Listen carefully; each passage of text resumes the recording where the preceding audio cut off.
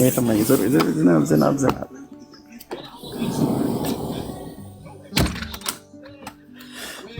ኦኬ ቅርታ በጣም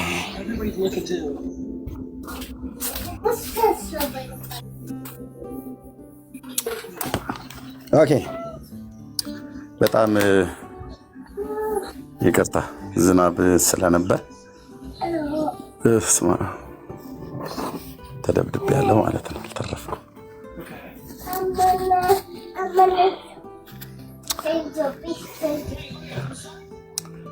ሉቃስ ወንጌል መጽሐፍ ምዕራፍ 1 ላይ በዚያንም ወራት ዓለም ሁሉ እንዲጻፍ ከአውግስጦስ ቄሳር ትእዛዝ ወጣች። ቀሬኔዎስ በሶሪያ አገረ ገዢ በነበረ ጊዜ ይህ የመጀመሪያ ጽሕፈት ሆነ። ሁሉም እያንዳንዱ ይጻፍ ዘንድ ወደ ከተማው ሄደ አለ። በኋላ እዚህ ጋር የሚናገረው ክፍል ላይ እዩት። ዮሴፍ ደግሞ ከዳዊት ቤትና ወገን ስለነበረ ከገሊላ ከናዝሬት ከተማ ተነስቶ ቤተልሔም ወደምትባል ወደ ዳዊት ከተማ ወደ ይሁዳ ጸንሳ ከነበረችው ከጮኛው ከማርያም ጋር ይጻፍ ዘንድ ወጣ። በዛም ሳሉ የመውለጃዋ ወራት ደረሰ ይላል። ጌታ በዛ ተወለደ ማለት ነው። እዛ ጌታ ተወለደ፣ የበኩር ልጇንም ወለደች፣ በመጠቅለያም ጠቀለለችው፣ በእንግዶችም ስፍራ ማደሪያ ስፍራ ስላልነበራቸው በግርግም አስተኛችው ይላል። መቼ ነው ዘመኑ? አውግስጦስ ቄሳር የሚባል በነገሰበት ዘመን ዘመን ይናገራል ማለት ነው። ቄሳሮች የማን ንግስና ሹመት ነው? አጼዎቹ የኛ የኢትዮጵያውያን ነው። ፈርዖኖች የግብጾች ነው። ቄሳሮች የማን ነው? ሮማውያን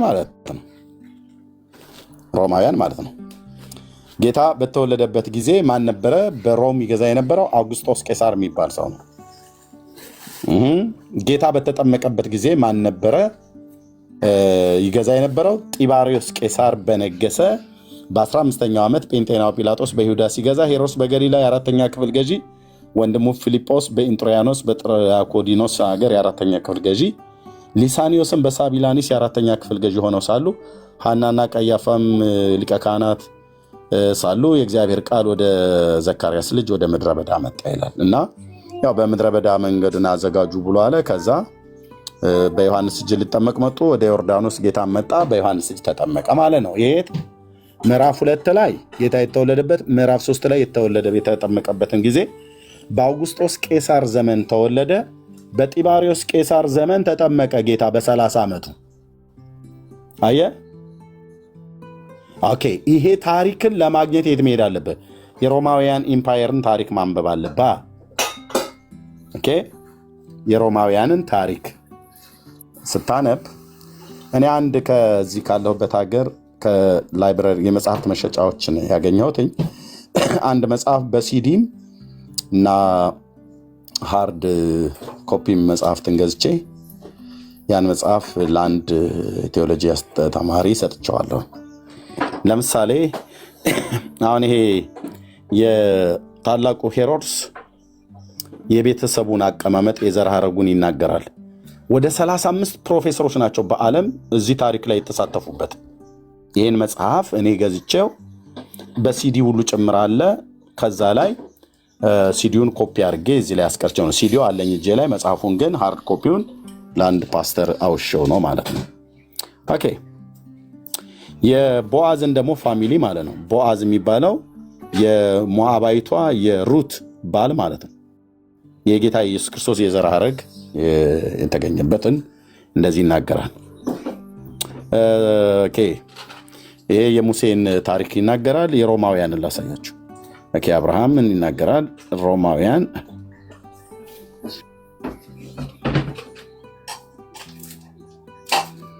ሶሪ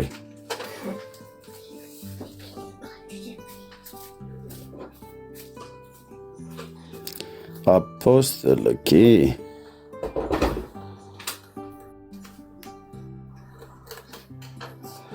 ኦኬ። የባቢሎን ኪንግደም ይናገራል። አሁን የባቢሎናውያን የጥንት ኢራቃውያን ማለት ነው። የፐርዥያን ታሪክ ይናገራል። ነገስታቶቻቸው የነገሱ እውቅ የነገሱ ነገስታቶቻቸው በየትኛው ዘመን ላይ እንደነገሱ እና የሶሪያን ደግሞ ሴሪያ የነሱንም ኢምፓየር ይናገራል። በዚያ ዘመን ላይ የነበሩ ማለት ነው። የእስራኤልን ነገስታት ታሪክ ይናገራል።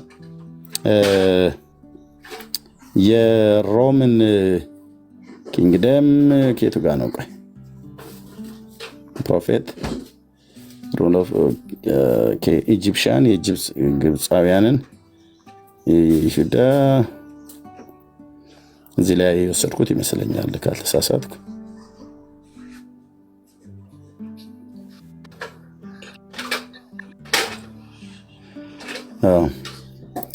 የሮማውያን እዚህ ላይ አላመጣሁትም መሰለኝ። ቆይ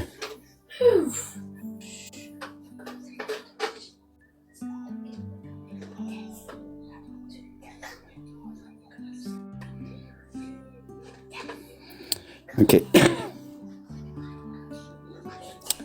የግብፃውያን ከላጀ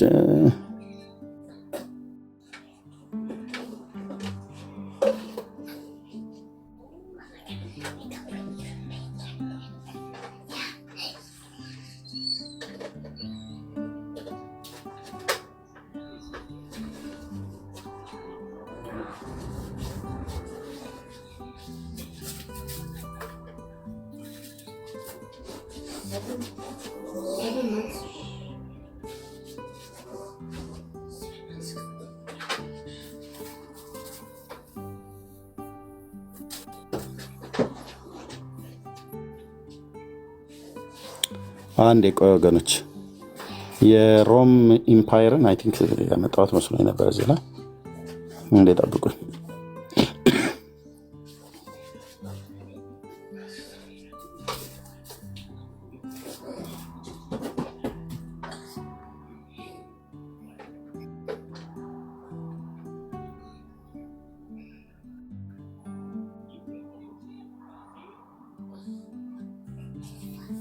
ያ ሮም ሶሪ፣ በጣም ይቅርታ።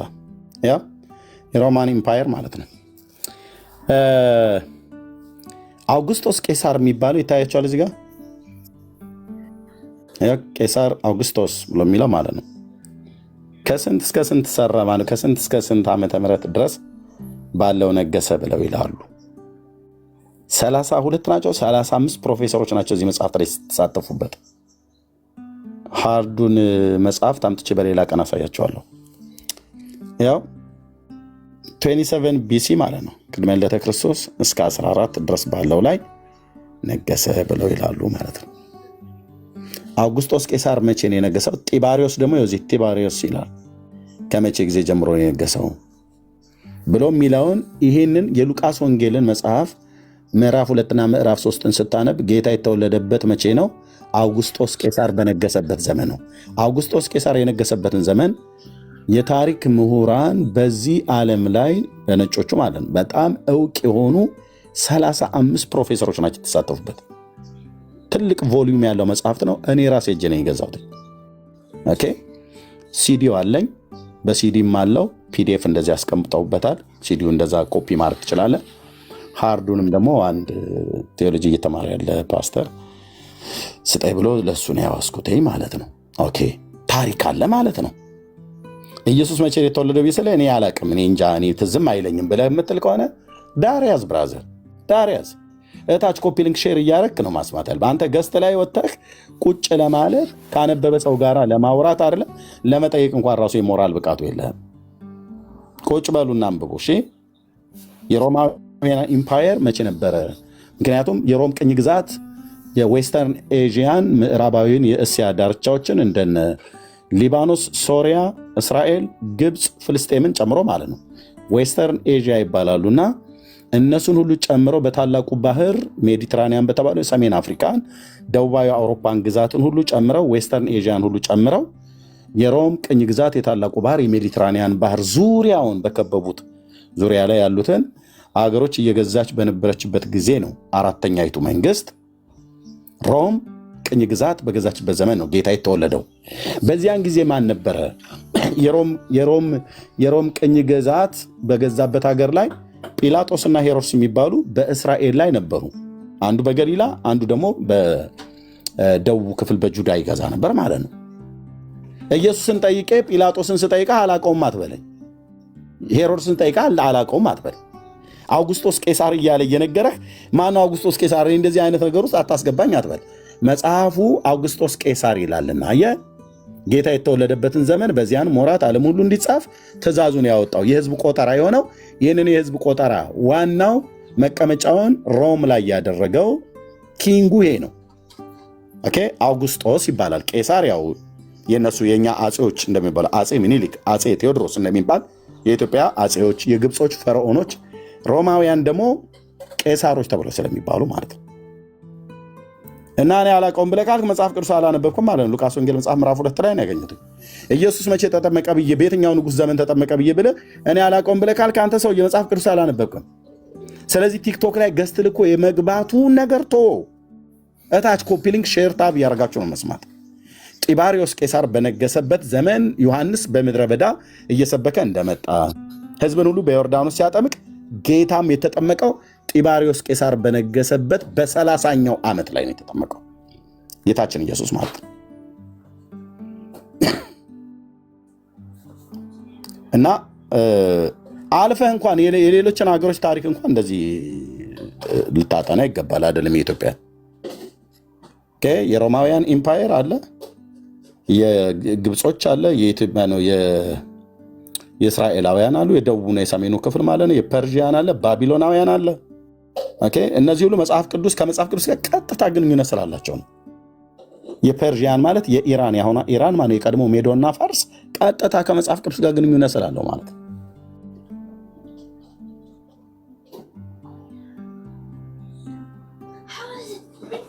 ኦኬ እና ፕሊዝ ይህንን መጽሐፍ ሳመጣብህ ዝም ብዬ አይደለም ያመጣሁብህ። የኢትዮጵያ ኦርቶዶክስ የ3000 ዓመት ታሪክ አለኝ ብላ አላለችም፣ ካለችም ዋሽታለች። ለምን 3000 ዓመት ማለት የዛሬ 3000 ዓመት ማለት ንጉሥ ዳዊት እንጂ የነበረው ቤተ ክርስቲያን አልነበረችም፣ ክርስቶስ አልነበረም። ክርስቶስ ባልነበረበት በስጋ ባልተወለደበት ከ1000 ዓመት በፊት ነበርኩ ብላ የምትል ቤተ ክርስቲያን ይሄ ነጭ ውሸት ነው የሚባለው። ነጭ ውሸት መቼም ነጭ የሚባል ከሆነ ማለት ነው። እና ፕሊስ በጌታ አንብቡ። ዝም ብለህ ምንድነው ወጣቶቹ እንደምትሉት ደንፎ ይዟችሁ ተናዳችሁ አትምጡ። ሃይማኖት በንዴት ዝም ብሎ በሞራል በሙቀት በልህ በጭቅጭቅ በምናም ነገር አተ በመረጃ ላይ ሰንደህ ተመጣለህ ትናገራለህ። ካልሆነ ዳር ትይዛለህ ማለት ነው። እኔም እንደዚሁ ማለት ነው። ሰንጄ እመጣለሁ። ማወራ ከሆነ በተሰነደ መረጃ መጽሐፍቶች ካሉ ኦኬ፣ የታሪክ መጽሐፍቶችም ካሉ ቆልዬ ማለት ነው። ካለ አለ አመጣለሁ፣ ከሌለ ሰካ የለም።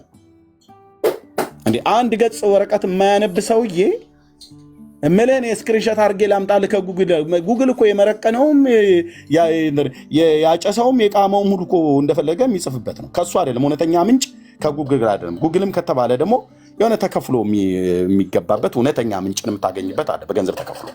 እንደሱ አሁን የታሪክ ሊቃን የሆኑ የጻፉት አለ። እሱ ካለ እሱን ታመጣለህ ማለት ነው።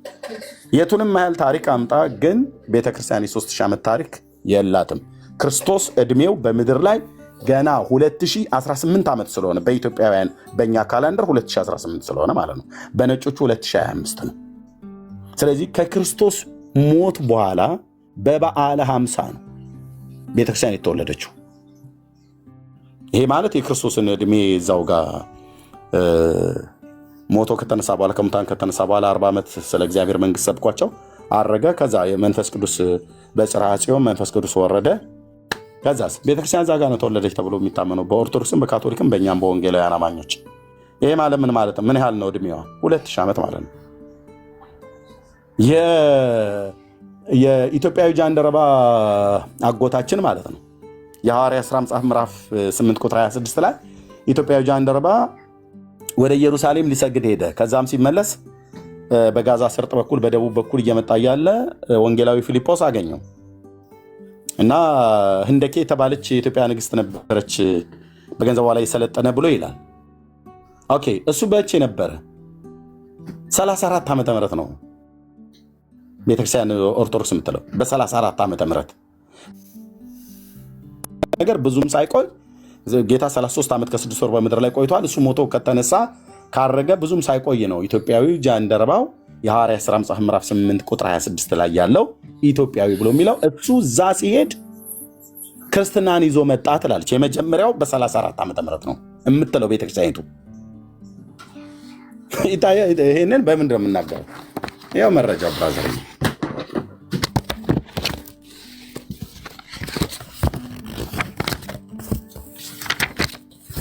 ኦኬ ያው አክሱም ይላል ቤተክርስቲያኒቱ ጽጽፍ እዚህ ሊቃውንቱ ሲጽፉ ገጽ 12 ላይ አክሱም ከአንደኛው እስከ አራተኛው መቶ ክፍለ ዘመን ብሎ ካለ በኋላ የክርስትና እምነት ለመጀመሪያ ጊዜ ወደ አክሱም የገባው ወደ ኢትዮጵያ ማለት ነው በጽዋ ለህንደኬ የመጀመሪያው ቁጥር አማነው ጥቁር አፍሪካዊ ክርስቲያን አማካኝነት ነው። ህንደኬ የተባለችዋ በዚያ ዘመን በገንዘቧ ላይ ሰለጠነ ነበረ ተብሎ ስለሚታመን ማለት ነው። ህጽዋ ለህንደኬ በትውልዱ አክሱማዊ የሆነ የኢትዮጵያ ቤተክርስቲያን ታሪክ መሰረት ነው። የኢትዮጵያ ክርስትና እምነት የተቀበለችው በመጀመሪያው ምዕተ ዓመት በ34 ዓመተ ምህረት በወንጌላዊው ቅዱስ ፊልጶስ በመንፈስ ቅዱስ ተመርቶ የኢትዮጵያ ንግስት የህንደኬን ጃንደረባ ስለ ክርስቶስ አስተምሮና አሳምኖ ባጠመቀው ጊዜ የኢትዮጵያ ንግስት ከፍተኛ ባለስልጣን የነበረው ይህ ሰው በመጽሐፍ ቅዱስ ውስጥ ህጽው ወይንም ጃንደረባ ተብሎ ይጠራ እንደነበረ ይታወቃል ይላል። የሐዋርያት ሥራ መጽሐፍ ምዕራፍ 8 ቁጥር 26 ላይ ማለት ነው ታሪኩ ያለው። በ34 ዓመተ ምህረት ከሆነ ጌታ በሞተ ከዓመት በኋላ እንደማለት ነው። ሞቶ ከተነሳ ካረገ እንደውም ከ6 ወር በኋላ ማለት ነው። በ33 ዓመት ከ6 ወር ነው ወደ ሰማይ ያረገ ተብሎ የሚታመነው ከ6 ወር በኋላ ማለት ነው። ኢትዮጵያዊ ጃንደረባ ኢየሩሳሌም ሄዶ ሲሰግድ ይህንን ታላቅ የእግዚአብሔርን ሰው ወንጌላዊ ፊልጶስን አገኘው። በጋዛ ሰርጥ በኩል ሲመጣ የነቢዩ ኢሳያስን መጽሐፍት እያነበበ ማለት ነው። ያኔ ነው ክርስትና በመጀመሪያ በ34 ዓመት ገባ የምትል ቤተክርስቲያን ኦርቶዶክስ።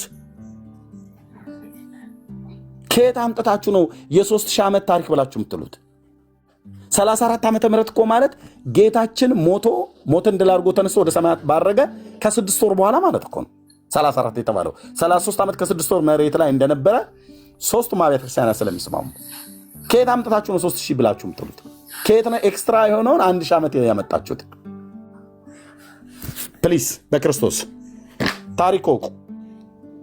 ዝም ብለህ ገስት መላክ ስለቻልክ ብቻ መታታውራ ማናችሁም ብትሆኑ ማለት ነው። ጴንጤሙን፣ ኦርቶዶክስ፣ ካቶሊኩም ማንም ገስት መላክ ስለቻልክ ብቻ መታታውራ። ኦኬ የኢትዮጵያ ታሪክን ዓለማዊ መጽሐፍት ቢሆንም እንኳን የነገስታቶችን ታሪክ የታመነ መጽሐፍት ስለሆነ ምን ይላል? ለምንድን ነው ያመጣሁት? ምን ይላል? የክርስትናው መንግስት ወደ ኢትዮጵያ ገባ ተብሎ የሚባለው የአክሱም ኪንግደም አጀማመርን የክርስትና መግባት ይላል። አየህ ባዶ እጅን ስትንከወከው ጉግል ላይ ያገኘውን ስክሪንሾት ይዘህ መተህ ጊዜውን ሰጥቶ ከሚያነብሰው ጋር ዝም ብለህ ተሳድበህ ነው የምትወርደው። ያ ኦርቶዶክስነትንም ታሰድባለህ፣ ቤተሰብንም ታሰድባለህ፣ ራስንም ታሸማቅቃለህ ማለት ነው። ጊዜው የመሰዳደብ የመበሻሸቅ አይደለም። በእውቀት ትሞግታለህ፣ ሞግት አለቅ። ካልሆነ ግን ያው ተሳድበት ትሄዳለህ። ያው ዝም ብሎ ራስን ያቀለልክ ሰው መሆንን ዓለም ያይልሃል ማለት ነው። የኢትዮጵያ ክርስትና መግባት ይላል። ይሄ መጽሐፍ ስንት ጊዜ እንታተሙ ይታያችሁ? 2 4 6 8 9 ጊዜ የታተመ መጽሐፍ ነው። በጣም ብዙ የኢትዮጵያ ታሪክ መጽሐፍቶች አሉ። ይሄ ግን በጣም ስመጥር ነው ተብሎ የሚታመን መጽሐፍ ነው። የኢትዮጵያን ታሪክ ከመጀመሪያው እስካሁኑ ዘመን ያለው ማለት ነው። አንብብ ብራዘር። ሰው 21ኛ መቶ ክፍለ ዘመን ላይ ሆኖ እንዴት አያነብም? ወንድሞች እናቶች፣ መቼ ገባ ይላል? 3000 ዓመት ይላል ታሪክ አይልም። ቤተክርስቲያኒቱ 3000 ዓመት ትላለች አትልም። የመጀመሪያው እንኳን በ34 ዓመተ ምህረት ነው ገባ ብላ የምትል ክርስቶስ ከሞተ እና ከተነሳ ከ6 ወር በኋላ ማለት በ34 ዓመተ ምህረት ማለት። ይሄ ማለት ጌታ የነበረበት ጊዜ እንወስዱ የዛሬ 2000 ዓመት ማለት ነው። የ3000 ዓመት ክርስትና አለን። 3000 ዓመት ንጉስ ዳዊት ነው የነበረው ብራዘር። ከክርስቶስ መወለድ 1000 ዓመት በፊት ንጉሱ ዳዊት ነው የነበረው። ከ1050 እስከ 97 ቅድመ ልደተ ክርስቶስ ቢፎር ክራይስት ማለት ነው። ንጉስ ዳዊት የዳዊት ኪንግደም ነበረ የነበረው በዚህ ፕላኔት ላይ። ያኔ ክርስትና የሚባል የለም። ጁዳይዝምና አሕዛብ እና ይሄን በለምነው ሌሎች እንድትናገሩ እድል ልስጥ። ቴንኪው ኤርቢ፣ ሌሎች ይናገሩ። በጣም ነው የማመሰግነው።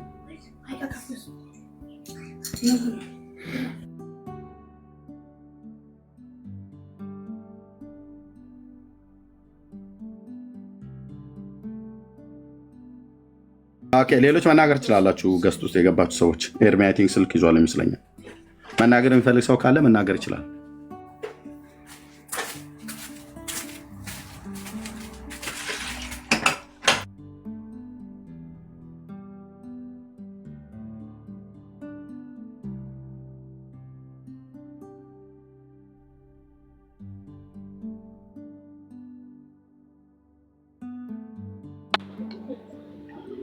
ኤርሚ በጣም እናመሰግናለን። እዚህ ልስጥልን ብዙ ነገር ነው ያስተማርከን። ማናውቀውን ነገር ብዙ ነገር ወደኋላ መለስከን።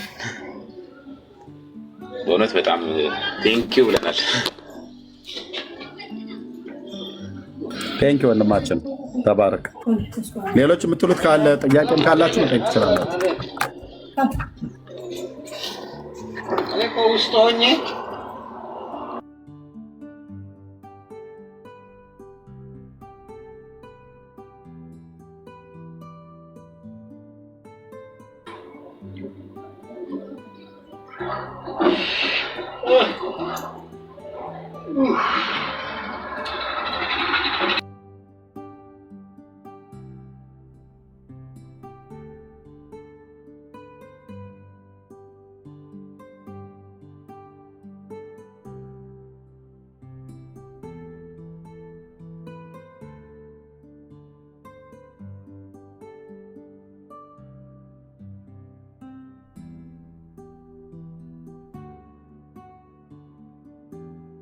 ሰላም፣ እንዴት ናችሁ? እንዴት አደራችሁ? እንዴት አመሻችሁ? ኤርሚዬ ተባረክ። አሁን በመጣም የተወሰነ ተረድቻለሁ። ፒዲኤፉን ላወርደው እንደውም እያሰብኩ ነው። ጥሩ ነው ብዬ አስባለሁ። ይቅርታ አድርግልኝ አልደወልኩኝም። ሰሞኑን እደውልልሃለሁ ጊዜ ላመቻችና እደውልልህና እናወራለን። ተባረክልኝ። በጣም አመሰግናለሁ።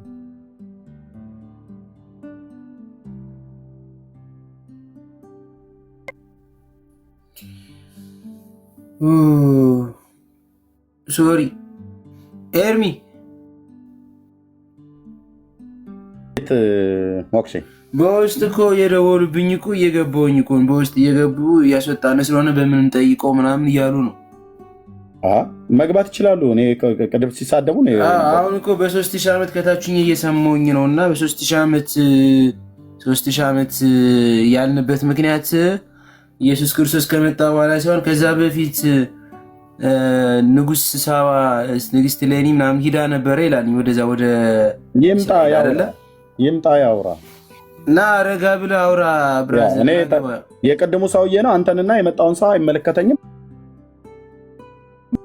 አቆ ይደውል በቃ ጨንቆት ነው። ታዲያ እዚህ እኔን ማክበር አለበት፣ እኔም እሱም ማክበር አለብኝ።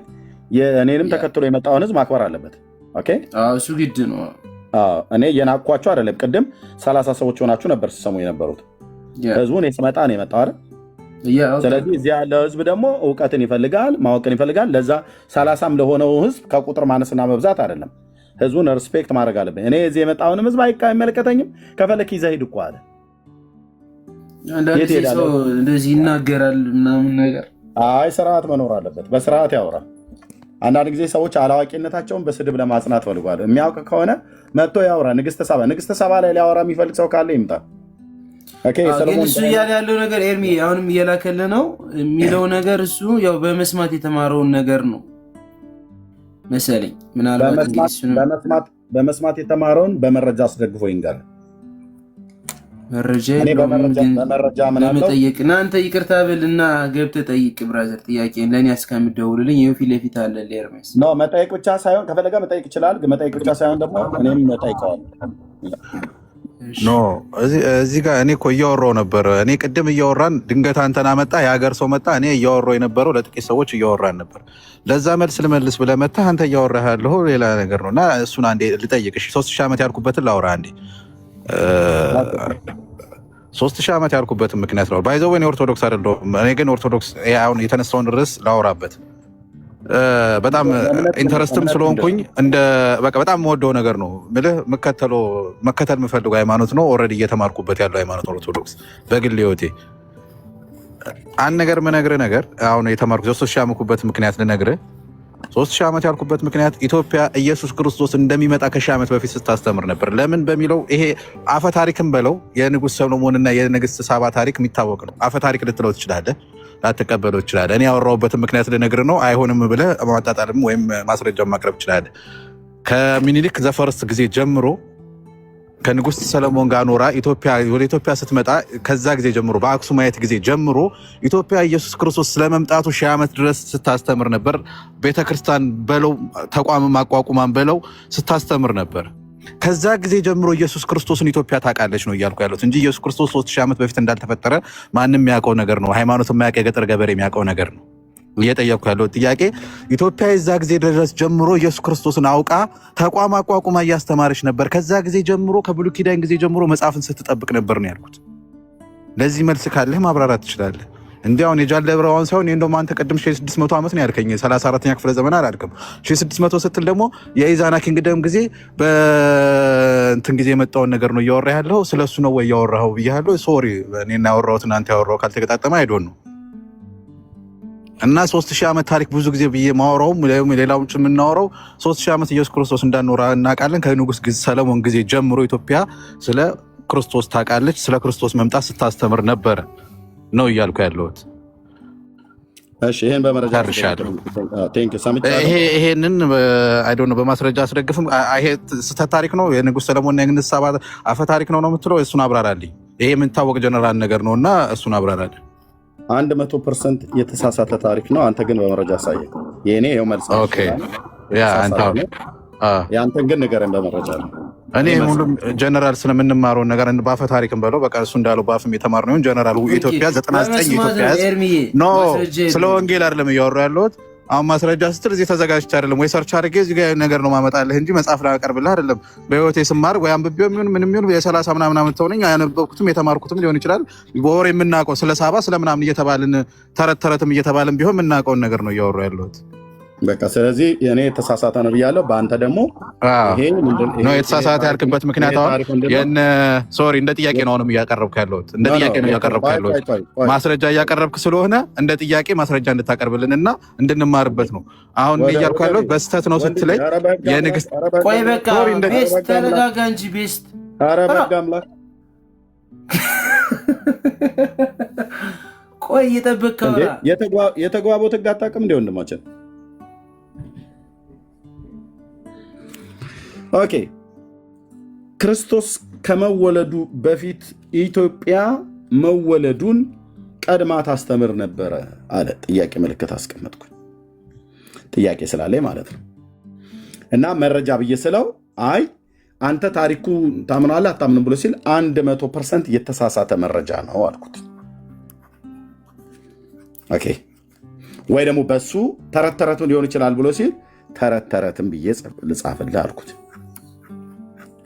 በቃ ተረት ተረት ብሎ የላምበረት አይነት ነገር ነው የነገርከኝ። በምን ይህንን እውነት ብዬ እንድቀበል መረጃ ማቅረብ አለብን። መረጃ ስለሌለ ተረት ተረት ነው በቃ። ኦኬ ወደሚቀጥለው ምንድን ነው ያልከኝ? ቤስት መረጃ ካለ ግን ልታቀርብልኝ ትችላለህ። ከሌለ ግን የሚቀጥለው ጥያቄ ነው። እሺ እንደ መረጃ ይቅርታ፣ በጣም ሶሪ፣ እንደ ጥያቄ ተረዳኝ እየተናገርኩ ከሆነ ሶሪ። እንደ መረጃ ስትለኝ ኢትዮጵያ እንደ ታሪክ ነው አሁን ማቀርብልህ እንዳልከው እንደ ታሪክ የምናውቀውን በቃ ጀነራል የኢትዮጵያ 99% እዚህ ጋር የተቀመጠው ሰው መረጃ ባይኖርም የምናውቀውን ነገር ነው የምናወራውና በማስረጃ ደግሞ አንተ እንድታስተምረን ማለት ነው የምናውቀውን አንድ ነገር ላውራልህ እንዳሁኑ ከተቀበልከኝ ሶሪ። መረጃ የለም ግን የምታነሳው ነገር እኮ ማነሳው ነገር ኢትዮጵያ ያለው ለምሳሌ የአይሁድ እምነት ከክርስትና በፊት ኢትዮጵያ ውስጥ በፈላሻሚውም በምንም በለው የአይሁድ እምነት ተከታይ ህዝብ ነበር ኢትዮጵያ ውስጥ። አይሁድ ማለት የክርስቶስን መምጣት እያስተማረ የነበረ ክርስቶስ ይመጣል እያለ የነበረ ስለ ሰለሞን የሚከተል የአብርሃምን ታሪክ የሚከተል አዳም ሔዋን የሚከተል የአይሁድ ህዝብ ነበር ኢትዮጵያ ውስጥ በአፈ ታሪክ የምናውቀው። ኢየሱስ ይመጣል እያለ የሚጠብቅ በተስፋ የሚጠብቅ የኢትዮጵያ ህዝብ ነበር። ይሄ ህዝብ የዛሬ 3000 ዓመትም ኢትዮጵያ ውስጥ ነበር። ክርስቶስ ኢትዮጵያ ውስጥ ይታወቅ ነበረ። ይሄ ህዝብ ግማሹ ተቀይሯል፣ ግማሹ አይሁድ እንዳልኩ አሁንም ዛሬም አይሁድነትን ተከትሎ ሊሄድ ይችላል። ግን ይሄ ነገር ኢትዮጵያ ውስጥ ይታወቅ ነበረ ነው እንደ አፈ ታሪክ። አንተ ሙሉ ለሙሉ ስተት ነው ስትለኝ እሱ እንድታስረዳኝ ነው።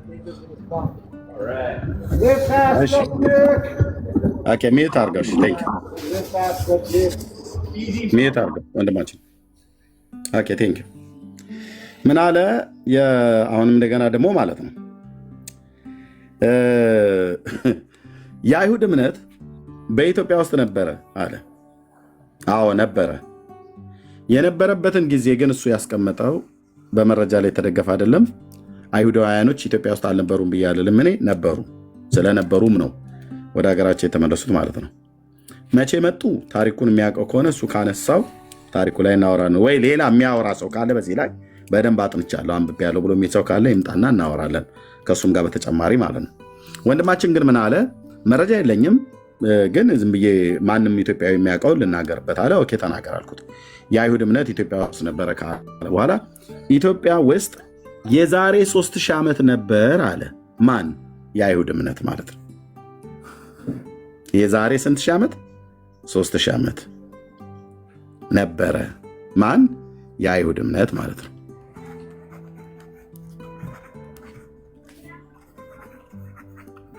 ኦኬ የአይሁድ እምነት 3000 ዓመት ስለነበረ ክርስቶስ ወይ ደግሞ መሲሁ ይወለዳል እያሉ ይጠብቁ ነበር ይላል። ከአይሁድ እምነት ጋር ታዲያ የኢትዮጵያ ኦርቶዶክስ ምን ግንኙነት አላት ከእምነት አኳያ ወንድማችን? ወይስ ከሀገራችን ከኢትዮጵያ አኳያ ነው የአይሁድን እምነት ያነሳው ኢትዮጵያ ውስጥ ስለነበሩ? ከጠየቀኝ ልመልስ ሚትራንሳ ችግር የለም። ኦኬ አሁን ካልከኝ አንጻር እያልኩ ያለሁት የአይሁድ እምነት ስልህ እንደ እምነት አይሁድን በለው እንጂ የነብዩ እነ ሙሴንም የነብዩ ሙሴን የቃላት 10ቱ ትእዛዛትን ተቀብሎ ሲኖር የነበረ ህዝብ ነበረ። ያንን ደግሞ ኢየሱስ ክርስቶስ መጥቷል ብሎ አምኖ ነው ዛሬ ቤተክርስቲያን ያቋቋመው። የዛ ሰዓት ላይ ኦርቶዶክስን ጃንደረባውን ተቀብሎ ኦርቶዶክስነትን ያቋቋመው ንጉሱም ቢሆን ሃይማኖቱን ኢየሱስ ክርስቶስ ይመጣል ብሎ ይጠበቅ ነበረ። ጃንደረባው መጥቶም ቢሆን በሲማር ኦርቶዶክስ ማነው ንጉሱ? ጃንደረባው ማን ነው? የትኛው ንጉስ ነው ንጉሱ ብላ ያልከን? ንጉሱም ቢሆን ተቀብሎ ምናምን ነገር ያልከው ማን ነው ንጉሱ? ሚዩት አድርገው፣ ሚዩቱን አንሳ። ኦኬ እኔ እኮ የዛ ሰዓት ላይ የዛሬ 1600 ዓመት ስትለኝ የኢዛናን ታሪክ ነው ያወራሁት። የመጀመሪያውን በኢዛናን ታሪክ ነው። ስለ አይሁድ እምነት እዚህ ጋር እየጠየቅኩ የዛሬ 3000 ዓመት ብሎ የሚለውን መረጃ አምጣልኝ ስለ ኢዛና መቼ ነበር የነበረው? ነው ኢዛና የዛሬ 600 ዓመት ቅድም ስላወራኸው ነው አንተን ሰምቼ ያወራሁት። እኔ አሁን ስለ ኢዛና አሁን እየጠየቅኩ ያለሁት የዛሬ 3000 ዓመት አይሁድ በኢትዮጵያ ውስጥ ነበረ እያልከን ነው? አዎ እሱን መረጃ እሱ ያልኩህንም አሁን የሳባን ታሪክ ነው ያወራሁልህ። አፈ ታሪክ ነው ስህተት ነው አልከኝ። አላልኩም ገና መረጃ ስጠኝ ነው ያልኩህ እኮ። እኛኔማ እንዳልኩ በእውቀት በምናውቀው በአፍም የተማርነውን ነው እየነገርኩህ ያለው። በቃ እስካሁን ድረስ በአፍ ነው በአፍ ብቻ። ይሄ ማን የምናውቀውን ነው እና ስህተት ናችሁ ብለህ የምታስተምረን ከሆነ እንድታስተምረን። ተረት ነው ወንድም፣ ተረት ነው የምታውቀው። ይሄኛውም አሁን ይሄ ስነግርህ ይኸው ዓለም እየሰማ ሪከርድ እየተደረገ ተረት ነው። ኤርሚ ግን አሁን ስትመልስልኝ ለእኔ ብቻ ሳይሆን ይሄን የምናውቅ ብዙ ሚሊዮን ህዝቦች እንዳሉ አንተ ታውቃለህ። ይሄንን ተቀብለን ለምን እኔ የኢትዮጵያ ህዝብ 130 ምናምን ነገር ሚሊዮን ሆነናል። እሱን አስተምረው ነው እያልኩ ያለሁት። እኔን ብቻ ሳይሆን ያም ህዝብ የሚቀበለው ነው ወዳጄ። 130 ሚሊዮን ህዝብ ኢትዮጵያውያን ይሄንን ውሸት ተቀብለው ኖረዋል። ይኸው እየተናገርኩ አንተ ሚዩት አድርገው። ቴንክ ዩ አንተ ሚዩት አድርገው። 130 ሚሊዮን ኢትዮጵያውያን ወገኖቻችን ይህንን ታሪክ ታምኑ ከሆነ ውሸት ስጠጡን የኖራችሁት ማለት ነው። እኔም ጭምር እኮ ይህን ታሪክ አውቀዋለሁ እንደ አንድ ኢትዮጵያዊ ማለት ነው። ከምድሪቱ የተወለድኩኝ ቆንጅዬ ኢትዮጵያዊ ነኝ። ከለሬን አየኋል።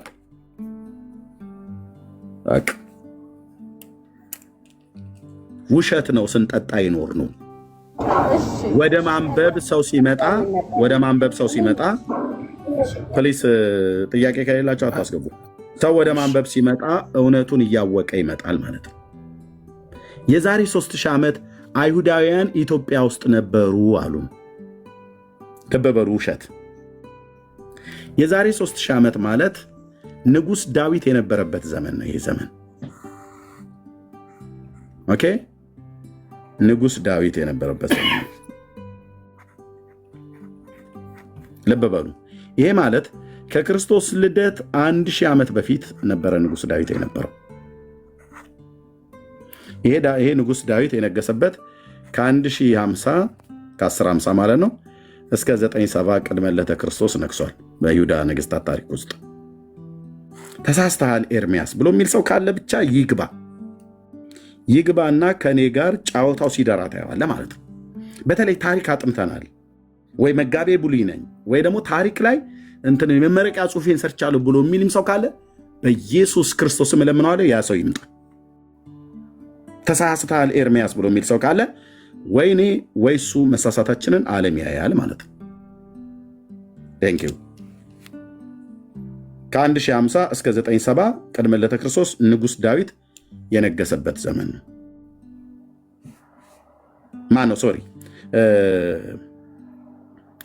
ሶሪ ከ1010 እስከ 1050 ማለት ነው። ከ1010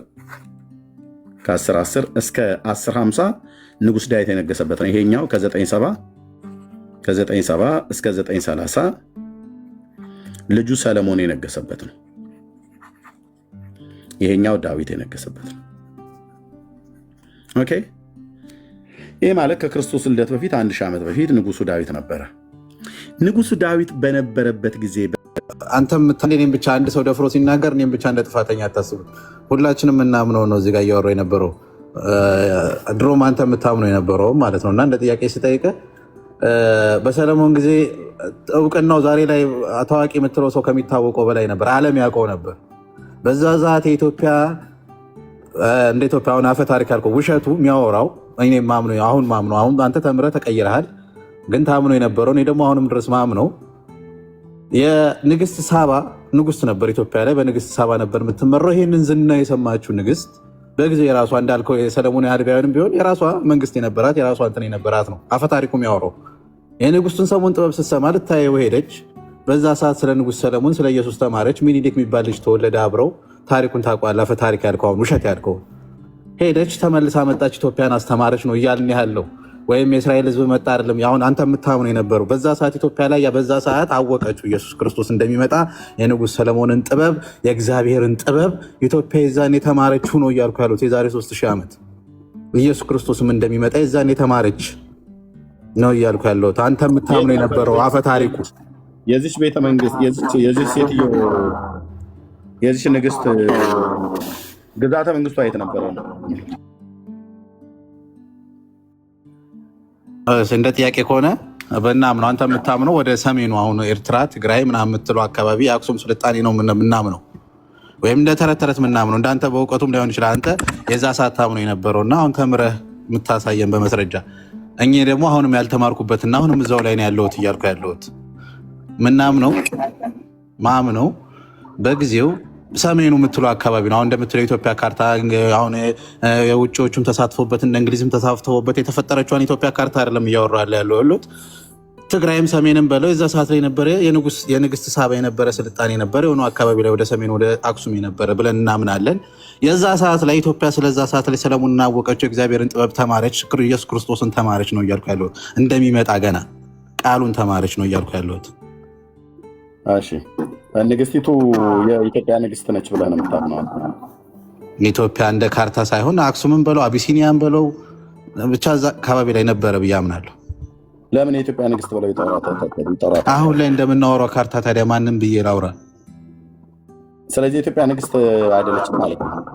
ካርታው አሁን እንደምትለው የሰለሞን አሁን የሳባ ንግስት ወደ ሰሜኑ የነበረ ትግራይን አክሱም እንደው አንተ እስከ ህንድ ድረስ ስለዙላ ሰፍቶ ሄዶ ትልቅ የነበረ አሁን ከምትለው ኢትዮጵያ ላይ የሰፋ ነበር። እንደውም ጠባለች ኢትዮጵያ ነው ብለው ምናምን እንደ ሀገር ካወራው አሁን የሃይማኖቱን ስላወራው የዛ ሰዓት ላይ ብቻ የሆነ ንጉስ ነበረች። ትልቅም ትሁን ትንሽም ትሁን አሁንም ኢትዮጵያ ትሁን ከዛም በላይ ትሁን ከዛም ትነስ ንጉስ ነበረች። ንጉስ ሰለሞን ጥበቡን ተማረች፣ ሄደች፣ አየችው፣ አወቀችው፣ አብራው ኖረች፣ አብራው ወለደች። ስለ ንጉስ ሰለሞን ተማረች፣ ስለ እግዚአብሔር ተማረች። ለንጉስ ሰለሞን ስለሰጠው ከሱ በፊት ስለነበረውን ጥበብ ተማረች። ኢየሱስ ክርስቶስ እንደሚመጣ ተማረች። ኢትዮጵያ መታ አስተማረች ነው እያልኩ ያለሁት። ማን የነገራት? ይሄን ምናምነው አንተ የምታምነውን ተምረ የነበረውን ነው። አሁን አስተምረን። ስህተት ነው አልከን፣ ውሸት ነው አልከን፣ አስተምረን። ማን ነበረ የነገራት? አይ ዝም ብሎ ማንሳት እኮ አይደለም። አሁን የማውቀውን ታሪክ ነው የምትነግረኝ፣ ግን የምትነግረኝን በመረጃ ላይ አላስደገፍከውም። በመረጃ ላይ ቢደገፍ ነበር ጥሩ። አሁን እዚህ ጋር አንተ እኔ አሁን እዚህ ጋር አምኜበት መረጃው ኖሮኝ በጣም ባምንበት እኮ ከአንተ ጋር አላወራበትም። እዚህ ጋር ከኔ የተሻርክነት አስተምረኛለህ ብዬ ነው። እሺ የሳባ ንግስት የኢትዮጵያ ንግስት አይደለችም። ሚዩት አድርገው። የኢትዮጵያ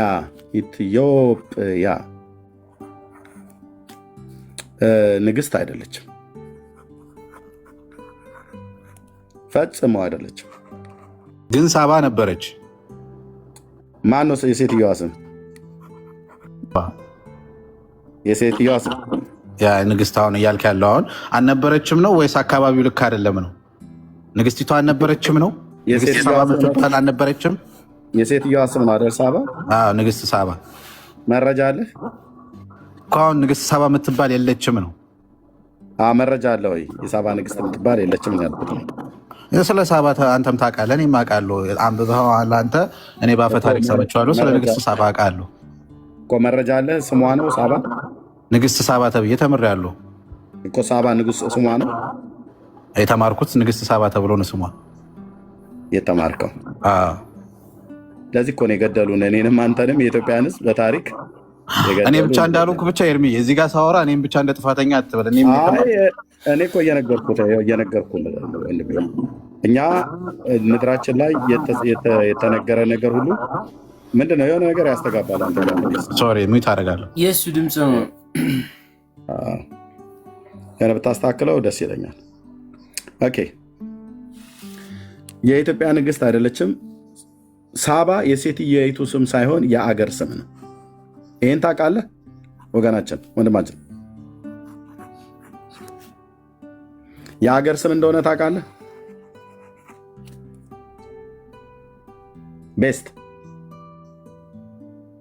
አሁን አንተ ሳባ ነበረች ሀገር ነው ብቻ ሳባ የሚባል ሰው ሳይሆን ሀገር ነው እያልከኝ ነው? እኔ ማውቀው ነገርኩህ። እኔ ማውቀው ንግስት ሳባ የምትባል ንግስት እንደነበረች ነው። መረጃ የለህም። መረጃ የማውቀው ብለህ አልከኝ። መረጃ ስጠይቀህ የለም። በቃ በሌለህ ላይ የማውቀው አትበል። በቃ እስካሁን ድረስ የምትነግረኝ በሙሉ ምንም መረጃ ላይ የተመሰረተ ነገር አይደለም። እኔ ብቻ አይደለም ግን ይህን የማውቀው በአፈ ታሪክ ኢትዮጵያ ውስጥ የተወራ ውሸት ነው። በቃ ግን የሀገር ስም እንደሆነ ታውቃለህ ወይ ነው የምልህ። ሳባ ብሎ የሚለው አንተ ማስረጃ ነገር ሀገር ናት አልከኝ። እሺ አንተ አታውቅም? እኔ አላውቅም። ንግስት መሆኗን ነው የማውቀው። ቴንክ ዩ። ሳባ ሀገር መሆኗን ላሳይህ። እኔ ስታወራ ለወደፊት እንደዚህ ነው የምታወራው። በትንቢተ ኢሳይያስ መጽሐፍ ምዕራፍ 43 ላይ የአምላካችን እግዚአብሔር ቃል እንደዚህ ይላል። ኦኬ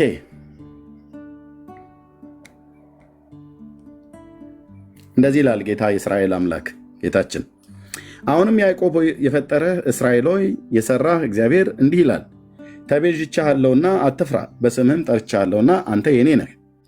በውሃ ውስጥ ባለፍህ ጊዜ ከአንተ ጋር እሆናለሁ፣ በወንዞችም ውስጥ ባለፍክ ጊዜ አያሰጥሙህም፣ በእሳት ውስጥም በሄድህ ጊዜ አያቃጥልህም፣ ነበልባሉም አይፈጅህም። እኔ የእስራኤል ቅዱስ አምላክህ እግዚአብሔር መድኃኒቴ ነኝ። ለያዕቆብ ነው እንደዚህ እያለ ያለው፣ ለእስራኤል ማለት ነው። ግብፅን ለአንተ ቤዛ አድርጌ ኢትዮጵያንና ሳባንም ለአንተ ፈንታ ሰጥቻለሁ ይላል።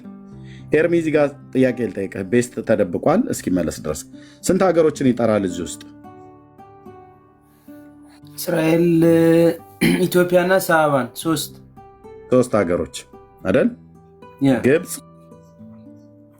ኢትዮጵያ። ስንት ሀገሮችን ይጠራል እዚህ ጋር? ግብፅ፣ ኢትዮጵያና ሳባውያን አይደለም የሚለው ሶስት። ኢትዮጵያ እና ማንን? ሳባ ማለት ነው። ሳባውያኖች። ቤስት እያየህ ነው። ቤስት ተደብቀህ ስለነበር ማለት ነው። ኦኬ የእስራኤል ቅዱስ እኔ የእስራኤል ቅዱስ አምላክህ እግዚአብሔር መድኃኒቴ ነኝ። ለእስራኤል ነው ብሎ የሚለው ለያዕቆብ ማለት ነው። ለያዕቆብ ቤት ግብፅን ለአንተ ቤዛ አድርጌ ኢትዮጵያንና ሳባንም ለአንተ ፈንታ ሰጥቻለሁ ይላል። ሶስት ሀገሮችን እንደሚያወራ ትስማማለህ ወንድሜ? ቤስት እዚህ ቦታ ላይ እንደ ጥያቄ ከሆነ ማን ማን ሶስቱን አስረዳኝ። እስራኤልን፣ ግብፅና ኢትዮጵያ፣ ሳባን አራት ሀገሮች ማለት ነው። ኢትዮጵያ የምትባል ሀገር ሌላ ናት፣ ሳባ የምትባል ሀገር ሌላ ናት። እዚህ ጋር አለ እስራኤል አለ አንድ፣ ግብፅ አለ ሁለት፣ ኢትዮጵያ አለ 3 ሳባ አለ 4 ሀገሮችን እየጠራ እንዳለ እዚህ ጋር እግዚአብሔር ቃል ያየን። ኦኬ። ስለዚህ ኢትዮጵያ የምትባል ሌላ ሀገር አለች። ይሄው ኢትዮጵያንና ማለት እና አያያዥ ቃል ነው። ቤስት እና ኤርሚያስ ብዬ ካልኩኝ ሁለታቸው አንድ ናቸው ማለት ነው። የተለያየ። ስለዚህ ሳባ የምትባለው ሀገር አሁን ታዲያ የትኛዋ ናት ሲያስረዳና አሁን ካርታው ላይ እስኪ። ቴንክ ዩ። ሳባ ማለት አሁን እሱ ላይ ከተስማማ እዚህ ጋር ተስማማ አይደል? ኢሳያስ ነው የተናገረው። ኢትዮጵያ የምትባል ሌላ ሀገር አለች። ማናት? አላቃትም። ሳባ የምትባል ሁለት አድርገህ ከከፈልካቸው የትኛዋና የትኛዋ ናት? ግራ ገባኝ። ኦኬ ቴንክ ዩ። ሳባ ማለት እቺ ሀገር የቱ ጋር ነው ያለችው? የአሁኗ የመን። ኦኬ የመን የምትባለው ሀገር ኤንሸንት ማፕ ላይ ሳባ ይላል ማለት ነው። ኦኬ ግዛተ መንግስቷ የሴትዮዋ የነበረው እዛ ላይ ማለት ነው። ኤርሚዬ ግን በዛ ዘመን ኢትዮጵያ የሚባል ሀገር ነበር እንዴ? አቢስ አንድ አዳምጥ። ሌላ ኢትዮጵያ ናት። ስለ ኢትዮጵያ ሊነግረን ነው። አሁን ስለ ሳባ እየነገረን ነው። አዳምጥ። አይ ስለጠየቁ ነው ከታች የነገርኩት። ምንድን ነው ያልከኝ? ኖ የእሱ ኢትዮጵያ የምትባል ሀገር አለች። ቤስቲ በዛ ዘመን ኢትዮጵያ የምትባለው ሀገር ሳባ እንትን አቢሲኒያ ነች አይደል? ነው ኢትዮጵያ ትታወቅ ነበር በዛ ሰዓት። ቆይ ውሃ ልጠጣ መጣሁኝ ወገኖች። እሺ እኔም ራሱ በጣም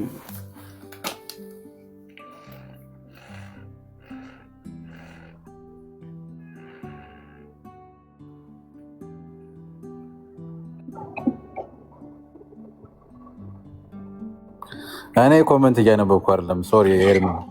አረ ችግር ታች ስለጻፉ እያነበብኩላችሁ ነው። ታችም ያሉትም እኮ ያው እየሰማናቸው ነው የሚናገሩት። እኔ አሁን እዚህ ጋር እኮ እንደ ጥያቄ ገብቶሃል አይደል? እያነሳው ያለሁት ነገር እኔ ብቻ ማለት ነው ጥያቄ ያልገባ አንተ አሁን ጎንደር የምትለው ህዝብ አሁን ዛሬ ላይ ተናደደ ያልከው የጎንደር የምትለው ህዝብ ወይም ኢትዮጵያ የምትለው ህዝብ አሁን በአንተም ተናደደ ጓደኞች ያልከው ምናምነውን ነገር ነው እየጠየቅኩ ያለሁት። እኔ ብቻ ጥያቄ አድርገህ አታስበው እዚህ ጋር ወይም እኔ እንትን ብቻ አይደለም። ዞሮ የለውም። ዞሮ መጠየቅ የፈለገውን ጠይቅ። ኤርሚያስ እኮ እንትናን ነው የምፈልግ እንትናን ነው የምፈልግ አይልም። ማንኛውም ሰው መጥቶ ከጠየቀው ይመልስለታል። ዋናው ጥያቄ ይኖራል። ማስረጃ ካለለ አለ፣ ከሌለ የለም። በፈለከው መጠየቅ ትችላለህ።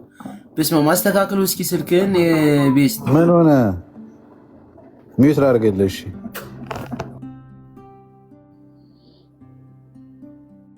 እንቅልፍ የመጡኝ ራስን ትፎክታለህ። እርስ እንቅልፍ የመጡኝ ሌሊት እኮ ነው። እኔ ጋር አንተ ሌሊቱ 7 ሰዓት እኮ ነው።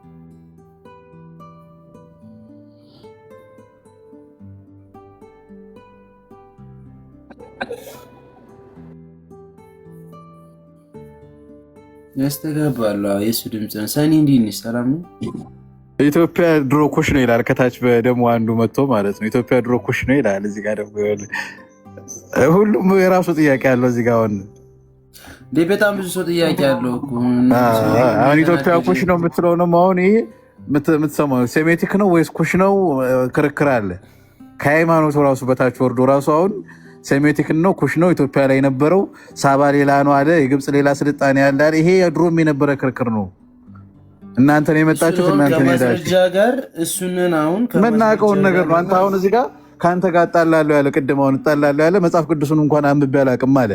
የሚያውቀው የተማረውን በቃል የተማረውን እሱ የሚያምነውን የማምነው ሁሉም የኢትዮጵያ ሕዝብ ያነበበው ያላነበበው የሚያምነው የቃል ታሪክ ነው እያወራሁ ያለሁት እዚህ ጋር። እኔ ብቻ ማነሳው ጥያቄ አይደለም። ሴፈን ሞዴሬተር አለሽ አይደለም? አሁን ጽሁፍ ነው የሚጽፉትን ታች ታቸው። እሺ ሴፈን እሺ ወገኖች ሚዩት አድርጉ። እሺ ኤርሚ እንኳን መጣ። እንግዲህ ሳባ ንግስት ሳባ አገሯ ናት፣ አገር ናት። ይሄ አገር ለመሆኑ የዚህ ሀገር ሰዎች የኢዮብን ልጆች የገደሉ ሰዎች ናቸው። የጻድቁን የኢዮብን ልጆች የገደሉበት የዚህ ሀገር ሰዎች ናቸው። ኢዮብ የሚባለው ሰው ደግሞ አገሩ ኦጽ የሚባል ሀገር ላይ ይኖር ነበር። ኦጽ ኦኬ። የሳባ ሀገር ሰዎች በኢዮብ መጽሐፍ ምዕራፍ 1 ላይ እግዚአብሔርን ቃል ስናነብ አንደኛ ትንቢተ ኢሳይያስ መጽሐፍ ምዕራፍ 43 ቁጥር 3 ላይ ቀጥሎ ደግሞ በኢዮብ መጽሐፍ ላይ የእግዚአብሔር ቃል ምን እንደሚል አሳያችሁ። ምዕራፍ 1 ላይ የኢዮብን ልጆች ቤተሰቡን የገደሉበት የሳባ ሰዎች ናቸው። እንደዚህ ይላል።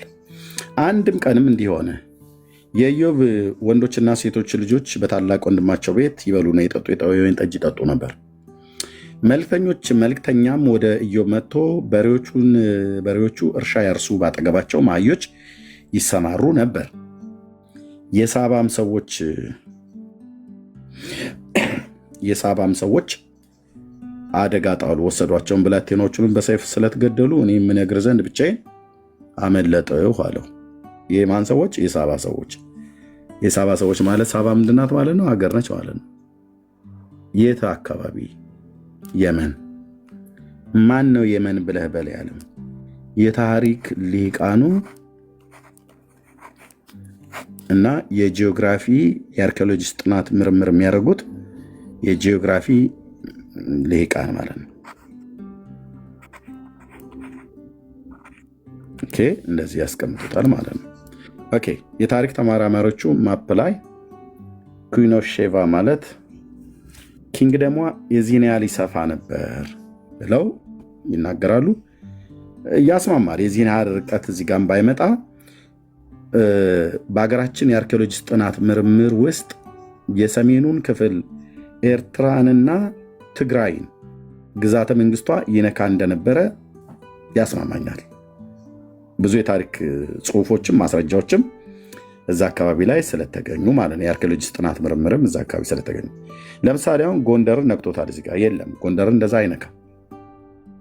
የሸዋን ክፍል ሁሉ አይነካም። አሁን እዚህ ጋር ስታዩት ጎጃምን ሁሉ አጠቃሎ ማለት ነው። ጣና እዚህ ጋር ነው ያለው። ይህን ሁሉ እዚህ ድረስ አምጥቶታል፣ ለጥጦ ማለት ነው። እኔ አይመስለኝም ይህን እንደዚህ ስፋት አለው ብሎ አይመስለኝም። ግን እስከዚህ ድረስ ይህንን ባህሩን ተሻግሮ የኤርትራና የትግራይን ድንበር እንደሚነካ የታሪክ ማስረጃዎች ያሳያሉ። ዋናው ግዛተ መንግስቷ ሚዩት አድርገው እንዲመቸው አንተ ጋር ድምፅ አለ ፕሊስ፣ ወይ ወጥተህ ግባ፣ ወይ የምትቀዳው ነገር ካለ ፈቃ አድርገውና ቀዳ። ድምፅ አለ ስትከፍት በጣም ነው እንኩሻኩሻው። ኦኬ፣ ግዛተ መንግስቷ የት ነው ያለው? የመን ላይ ማለት ነው። ኦኬ፣ ያው ሺቫ ማለት ሳባ ማለት ነው። የመን ያውና የመን ማለት ነው። ኦኬ፣ ስለዚህ የሳባ ንግስት የሰለሞንን ዝና ሰምታ ከምድር ዳርቻ መታለች ብሎ ያለው ከምድር ዳርቻ መታለች ይላል ጌታችን ሲናገር። የምድር ዳርቻ ያስባለው ምንድን ነው? ይህ ባህሩ ማለት ነው። የምድር ዳርቻ አይደለች የመን? በዚህ ጋር ስትታያት ከየመን ቀጥሎ ወደ ደቡብ ሊሄድ ብትል ውሃ ውስጥ ነው የምትገባው። ቀይ ባህርም ህንድ ውቅያኖስም አብሮ ተቀላቅሎ ይወስዳል ማለት ነው። ኦኬ፣ ስለዚህ የሳባ ንግስት የተባለችው ሳባ ሴትየዋ አይደለችም፣ አገሩ ነው ሳባ። ሺቫ ይላል። ኩዊን ኦፍ ሺቫ ብለህ ብትል ይመጣልሃል ማለት ነው። የመን ላይ ነው ያለችው። ስለዚህ በሰለሞን ዘንድ ሄዳ ደርሳ ወንድ ልጅ ወልዳ መጣች ምናምን ነገር ተብሎ የሚባለው እውነት ከሰማችሁም በአብርሃም አምላክ ፊት የምነግራችሁ እርሱት።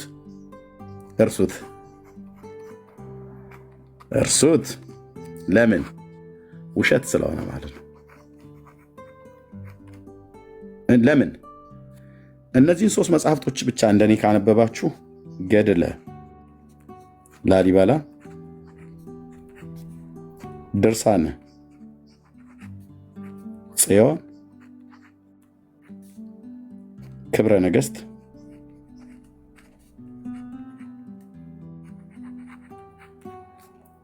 ገድለ ላሊበላና ድርሳነ ጽዮን እዛ ጋ አሉ። ይኸው ክብረ ነገሥት ይሄ ማለት ነው። ታሪኩ እርስ በርስ ይምታታል ወንድሞች እናቶች፣ ታሪኩ እርስ በርስ ይጣላል። አቤቱ ጌታዬ፣ እርስ በርስ ይጣላል። እኔ ታሪክ አስተማሪ ነን ብለው የሚሉ ሰዎች እንዲህ አይነት ውሸት ምን አለበት ቢቀርባቸው። ለምሳሌ የኢትዮጵያን ታሪክ እስቲ አሁን የሳባ ንግስት ኢትዮጵያዊት ናት ተብሎ የተባለውን ታሪክ ይዘን እንምጣ።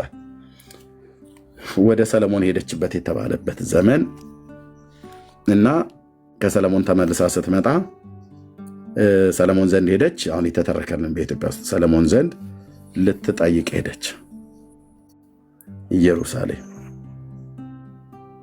ኢየሩሳሌም እዚህ ኢትዮጵያ ብሎ የሚል በኢትዮጵያው በአፈ ታሪክ የሚባለው ማለት ነው። ከንጉሱ ዘንድ ሄደችና ንጉሱ ዘንድ ስትደርስ ያው የሚፋጅና ጨው የበዛበት ነገር አበላት። ከዛ ሰለሞን ያው በሴቶች በኩል ስስ ነው፣ ሴቶች ስለሚወድ እንደ ሰለሞን ሴት የሚወድ አለ ተብሎ አይታመን።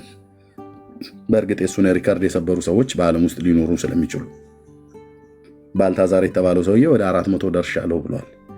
ግን ሰለሞን ሴት ይወዳል እና በሰለሞን ዘንድ ሄደው ሴት በሰላም አትመለስም ብሎ በሚል ፈሊጥ የወደቀ ምሳር ዛፍ ይበዛበታል እንዲሉ አበው ሰለሞን ዘንድ ሄደችና ከዛ ሲያያት ጎመጀ፣ በእንቆቅልሽ አጫወታት እና በዚህ ነገር የተላለፍሽ ከሆነ እኔ እራታሻለሁ አንቺም ትረችኛለች ተባብለው የውሃ መንቀሉን ማሰሮውን ነገር ትራስጌው አድርጎ አቤት ኢትዮጵያ አገሬ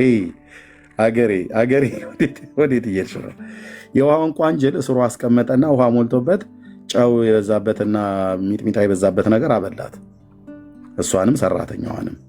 ሰለሞን ሆዬ ይህንን የውሃ መንቅል ወስዶ ትራስጌው አደረገና ተኛ። ይታይህ አሁን የሁለት ሀገር ነገስታት አንድ ቤት ውስጥ ምን ያርጉ የሚተኙት? ኦኬ። እና ተነስተሽ ውሃውን ከጠጣሽ ያው የተማማሉት መሀል አለ፣ መሀላው ይፈርሳል። እና ሴቲቱ ሌሊቱን ሁሉ አንገበገባት፣ ጠማት። እዛ ተነስታ እዚህ ጋር ተኝታ ነበረ። እሷ ለሽ ብላልህ፣ ሰለሞንም እዚህ ተኝቷል። ሰለሞን በዚህ እሷ በዛ በግራ ሆነው ተኝተዋል። እያየ ነው ማለት ሰለሞን። እዚህም ደግሞ ሰራተኛ አይቷለች። እሷ ሌላ ኮብል ጎረዳ ማለት ነው። ተኝተዋል። ውሃው ማሰሮዎች ነው ማለት ነው። እናች ንግስቲቱ ሌሊት ውሃ ጠማትና ተነሳችና ውሃ ስትቀዳ ሰለሞን ይጠባበቅ ነበር። ካሁን አሁን ስትቀዳ አገኛታለሁ ብሎ በሚል ማለት ነው። ኢትዮጵያ ውስጥ የተደረገልን ይሄ ነው በኦርቶዶክስ ቤተክርስቲያን። ስለዚህ ተነስታ ውሃ ልትቀዳ ስትል ሰለሞን እጇን አፈፍ አረገና ያዛት እና ያው የሚደረገውን ነገር አደረገ ማለት ነው። ቃል ኪዳንሽን ተላልፈሻል፣ ውሃ ጥሙን ልትችይ ይገባ ነበር። እንግዲህ ሕግ ከተላለፍሽ ዘንዳ እኔም ደግሞ ያው እቀምሳለሁ ብሎ እሷ ውሃ ልትቀምስ ስትመጣ እሱ ደግሞ ያው እሷን ቀመሰ ማለት ነው። ከዛ ሰራተኛይቱም እንደገና እሷ ተመለሰች። ከዛ ሰራተኛይቱም በሌላ ቀን እንደዛ ስታደርግ ሁለቱንም ምን ያስረገዘ ብላ የምትለው ኦርቶዶክስ። ኦኬ። ከዛ አረገዘች፣ መጣች ወደ ኢትዮጵያ አርገዛ ተመልሳ መጣችና እዚህ በይነ ልህም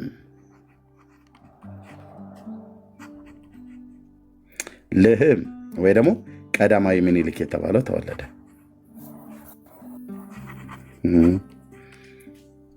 ከዛ አደገና የአባቴን ሀገር አሳይኝ ብሎ ሲላት ወደ ኢየሩሳሌም ተመለስ ብለህ ስትለው እድሜው 22 ዓመት ሆኖት ተመለሰ። ስንት? 22 ዓመት። ማን ይህን የሚናገረው? ክብረ ነገሥት እና የኢትዮጵያ ታሪክ። ይሄ መጽሐፍ ሁለት መጽሐፍ፣ የኢትዮጵያ የኦርቶዶክስ ታሪክ።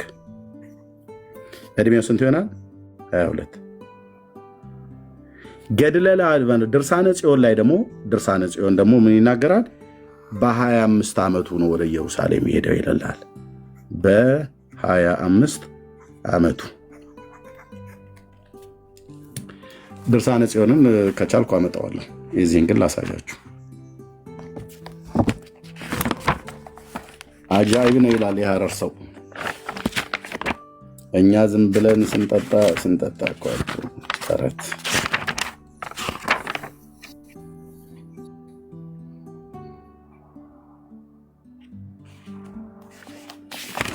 ኦኬ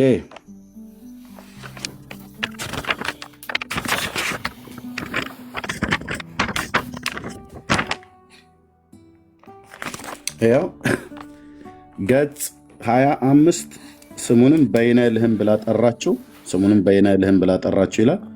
ከዚያስ ይህ ልጅ ልህመን ግን ግርማ ሞገስ ነበረው፣ ግዝፈቱ፣ አካሉ፣ አካሄዱ ሁሉ ንጉሱ ሰለሞን ይመስል ነበር ይላል ቁጥር 9 ላይ። ከዛ 22 ዓመት ሲሞላው ማለት ሲሆነው ውጊያንም ፈረስንም ግልቢያንም አደንንና ንግስቱን የአባቴንም ፊት አይ ዘንድ እሄዳለሁ፣ በእስራኤልም አምላክ በእግዚአብሔር ፍቃድ ወደዚህ እመለሳለሁ አላት። አባቴን ላይ ይሄዳለሁ ብሎ ያለው መቼ ነው ማለት ነው? 22 ዓመት ሲሞላው። ይህንን የአዲስ አበባ ዩኒቨርሲቲ ነው የጻፈው። የኢትዮጵያ ኦርቶዶክስ ቤተክርስቲያን ትጠብቀበታለች።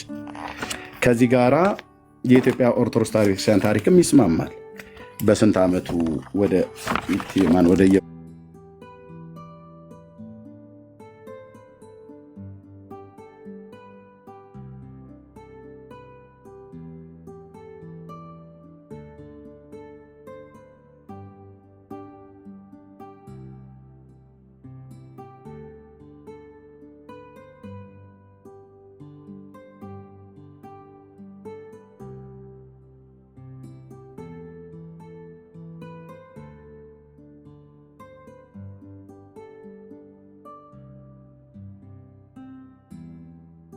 አይደለህም ነው።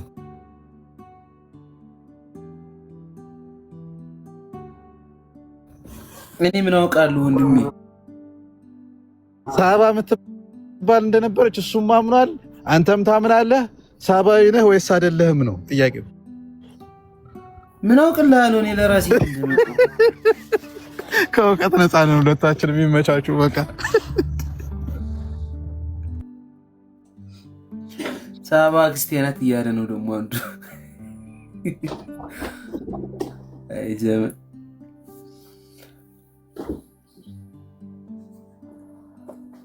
ማን ነው አላምንም ያለ 25 ዓመት ነው ሲል እንትኑ። አይ መጽሐፉን ማጣውት በችኮላ ስለሆነ ድርሳነ ጽዮን ችግር የለውም ወይ በዚህኛው እኛ እናምናለን ንገረንና ከዛ በኋላ ችግር የለውም። ያለ እንትን ያለውን አሳየና ማለት የሚፈልግ ሰው ካለ በኋላ መጥቶ ይጠይቃል።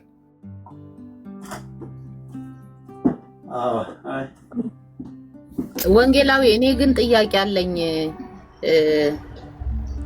ይሄ ስለ ጽዮን የሚናገረው ስለ ኢየሩሳሌም ነው ይህ መጽሐፍ? ድርሳነ ጽዮን ብሎ የሚለው መጽሐፍ ድርሳነ ጽዮን ስለ ኢየሩሳሌም ብቻ ነው የሚናገር? ከንጉሱ ሰለሞን መንግስት መምጣት ጋራ ሁሉ በተገናኘ ያለውን ታሪክ ይናገራል። ግን አሁን የሽ መጽሐፉ ጽዮን የሚለው ለማርያም የሚሰጠው ስም ውድቅ ይሆናል በለኛ። ታዲያ በዚህ መፈርድሜ ይበላል።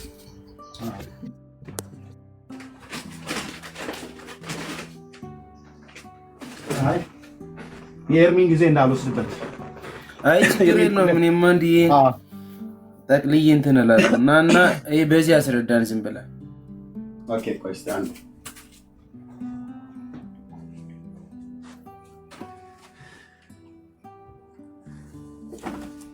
አንዴ ቆይ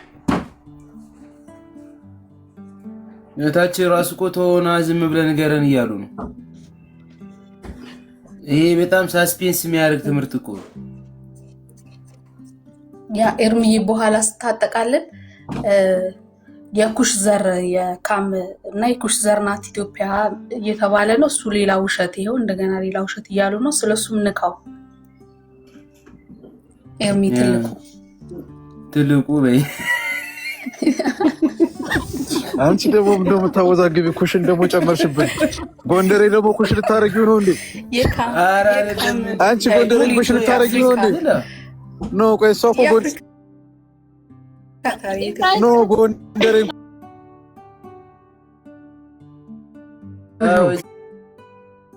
እዚህ የለም እንደዚህ ጎንደሬ፣ አማራ፣ ኦሮሞ የለም። እዚህ የክርስቶስ ሴሜቲክ ነው ወይ ኩሽቲክ ነው? ምንድን ነው አንተ? ሴሜቲክ ነው ኩሽ